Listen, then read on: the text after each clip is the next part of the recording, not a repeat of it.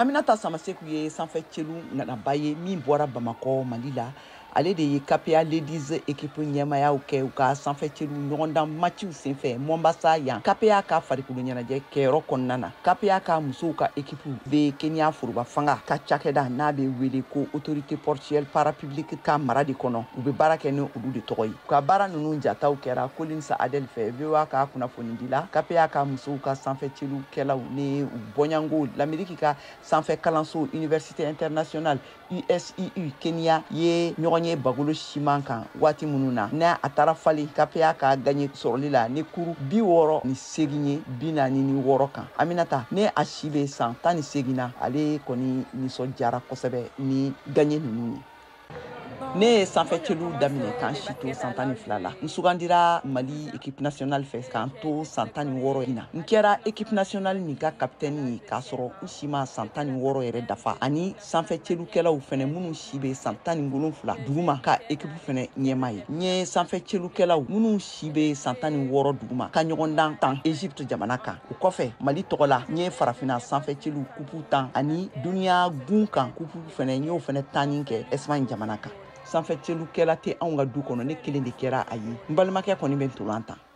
Kabini san 2 Aminata be jɔnjɔn lasela dɔrɔn KPA ka sanfɛ celu musomanw ka équipe ma. San 2023 la u ye Kenya sanfɛ celu basket ligue ɲɛkunya sɔrɔ. Décembre kalo la o san kelen na u jara u la kojugu. Sabila u ye warijɛ médaille sɔrɔ farafina musow ka sanfɛ celu ka ligue fɔlɔ o senfɛ Alexandria Égypte jamana kan. Anthony Ojoku ye KPA Ladies ka dege karamɔgɔ ɲɛma ye.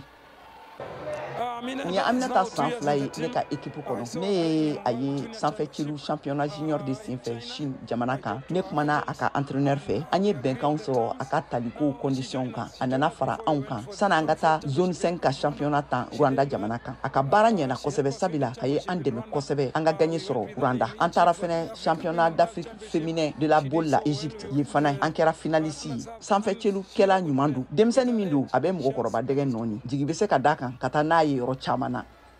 Duniya sanfɛ celu ka bɛrɛbɛrɛli tɔnba n'a tɔgɔ ko FIBA Fédération internationale de basketball ye Aminata bila u ka bɔlɔlɔ siraba sanfɛ ne ka a tɔgɔ yakubaya k'a kɛ Mali sanfɛ celu ta nanganaba ye min be sanfɛ celu tan u ka équipe nationale fɛ ni ye a san 3 ye ka fara denmisɛnnin sifinw ka sanfɛ celu coupe du monde fɛnɛ kan. Ɲina sanfɛ celu ngana wɛrɛ farala KPA ka musow ka équipe kan ka kɛ Aminata baarakɛ ɲɔgɔn ye. Grâce Irebu sanfɛ kalanso Santos Thomas Philippine jamana kan kalanden kɔrɔ don a be bɔ République démocratique du Congo jamana kan. Yes, I like the way she's playing. A ka baarakɛcogoyaw ka di ne ye wa an bɛ ka ɲɔgɔn faamuya kosɛbɛ sabila an bɛ entraînementw kɛ ɲɔgɔn fɛ. An b'a dɔn fɛnɛ a ka kan ka taa taabolo minnu fɛ. Hali ni ne ye ɲɛ jɔ Aminata ɲɛ la Aminata b'a dɔn ne bɛ min de fɛ. An bɛ tɛmɛ ni baara ye o sira fɛ. A bɛ baara nin kɛ ni kɛnɛya ani hakili ye. A si ka dɔgɔn nka a b'a ka baara ɲɛdɔn kosɛbɛ. O mɔgɔ nasugu fɛ baara de ka di ne yɛrɛ ye.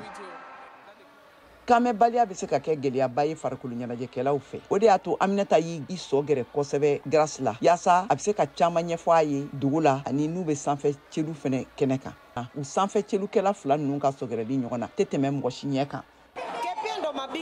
KPA ye Kenya champion ye. Musomanin caman de bɛ bɔ jamana wɛrɛw kan ka na don an ka musow ka sanfɛ celu ka équipe nin na. Mɔgɔ tɔgɔbatigiw de don. Wa u nana ka na dɛmɛba de don an ka KPA équipe nin ma k'an kɛ champion ye jamana kɔnɔna na. A cɛw n'a musow bɛɛ. Josepha Kyoto, VOA farikolo ɲɛnajɛ kunnafoni sɛnsɛla ka bɔ Mombasa, Kenya k'a laseliw don.